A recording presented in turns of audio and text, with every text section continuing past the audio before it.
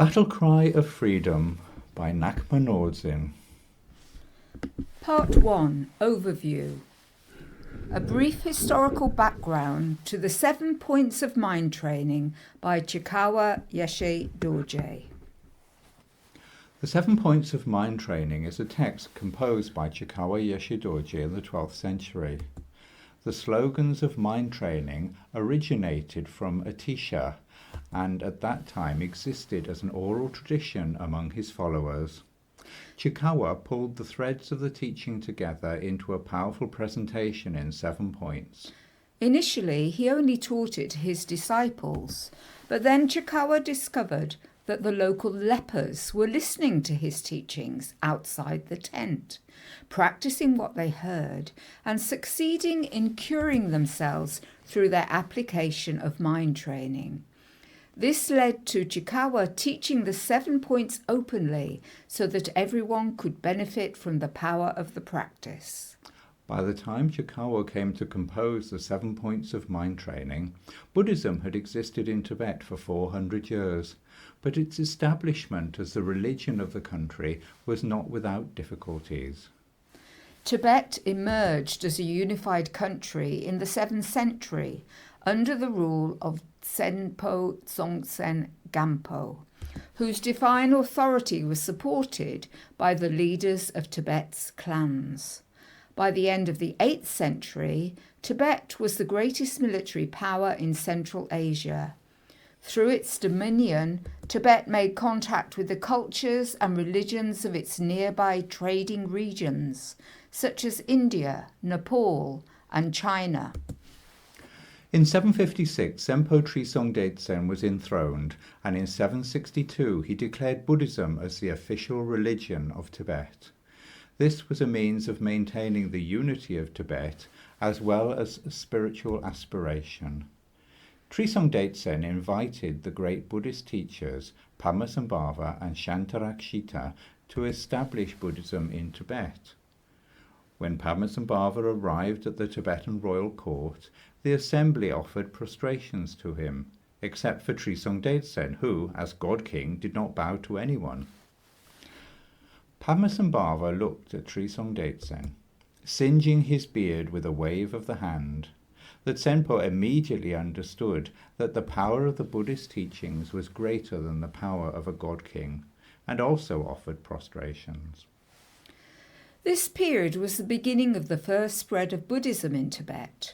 The non-celibate traditions and the celibate monastic traditions were established as being of equal value and status. Tibet flourished spiritually and culturally as well as politically. Trisong Detsen's grandson, Tri Rinpoche, succeeded him in 815. He invested great wealth and power in the development of Buddhism in Tibet. To demonstrate his support of the non-celibate and celibate monastic streams of practice, he laid out 2 braids of his hair on either side of him, greatly extended with ribbons.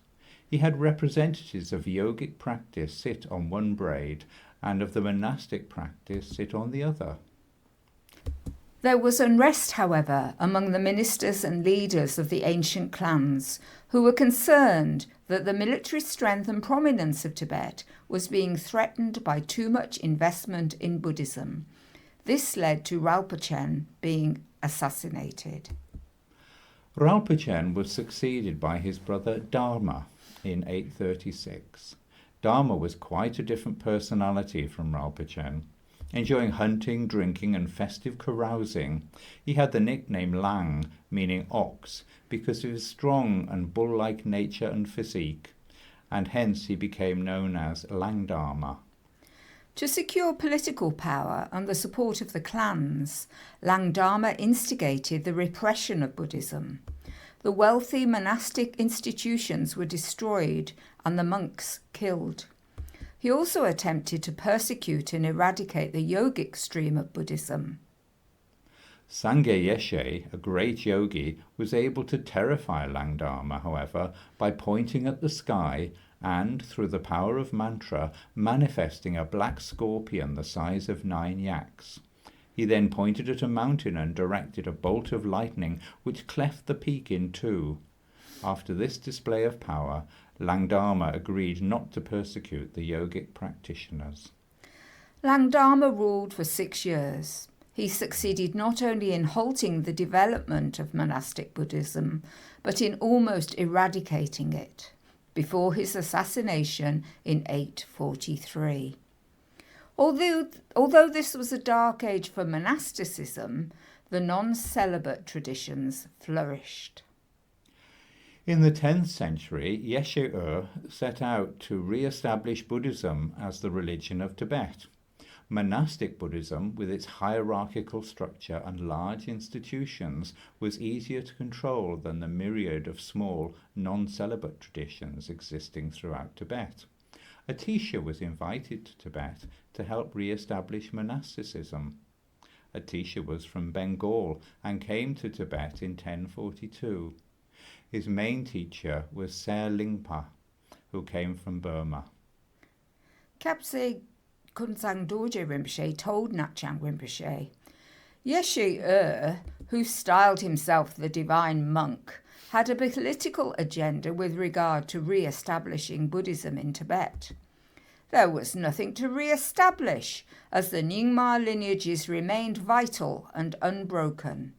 He manipulated the situation in order to unite Tibet with himself as God King, and needed the authority of a teacher to ensure his success. Yeshé hid his policies, and a teacher was persuaded that the Tantra should only be taught in the monasteries. The monasteries, of course, were under the dominion of Yeshé, and thus he was free to persecute the Nyingmas and particularly the non-celibate community. Rinchen Zangpo, a Tibetan scholar who had studied and practiced Buddhism extensively in India, was appointed to oversee the retranslation of texts, the revival of the deserted and desolate university monastery of Samye, and the building of new temples and monasteries. This was the beginning of the new translation schools, the Kagyu and Shakya. The pre-existing Buddhist traditions became known as the Nyingma, the old translation school. These were the traditions that had flourished since the time of Padmasambhava. As well as the thriving non-celibate traditions, some pockets of monasticism had survived, notably in Amdo. Monks from this region were invited to central Tibet to help redevelop monastic Buddhist practice. The followers of Atisha became known as the Kadampa. Ka means Buddhist scriptures, or the words of Shakyamuni Buddha, and Dam means advice, precept, or teaching. Lojong, mind training, was at the heart of their practice and teachings. This took the form of simple instructions for replacing self-centered motivation with selflessness, as well as the practice of Tonglen, exchanging self with others. Langri Tampa was a notable Kadampa practitioner and teacher and wrote the 8 verses of training the mind. It was this teaching that prompted Chekhawa Yeshé Dorje, the author of the 7 points of mind training, to seek out Langri Tampa. He is said to have been particularly touched by 2 lines from Langri Tampa's teaching. I will take defeat upon myself and give the victory to others. Chekhawa Yeshé Dorje was born in 1101. Unfortunately, Langri Tampa had already died by the time Chekhawa set out to receive further teachings on mind training. Instead, he met one of Langri Tampa's disciples, Chekhawa Yongten Drag, and remained to study with him for 16 years. Chekhawa died in 1141, and Chekhawa succeeded him as teacher at the monastery.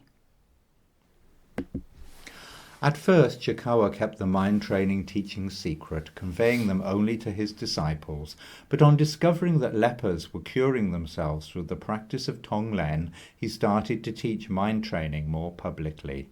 This prompted him to compose the 7 points of mind training so that the teachings could become available to everyone.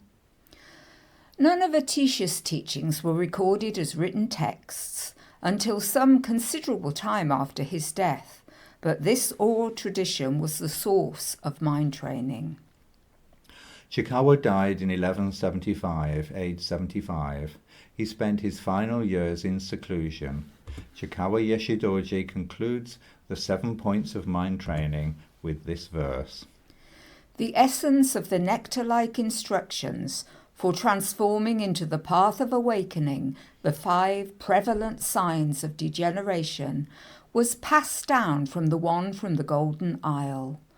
When karmic seeds left over from former trainings were aroused in me, I felt great interest, and so, without regard for suffering or disparagement, I sought instructions on subduing ego clinging.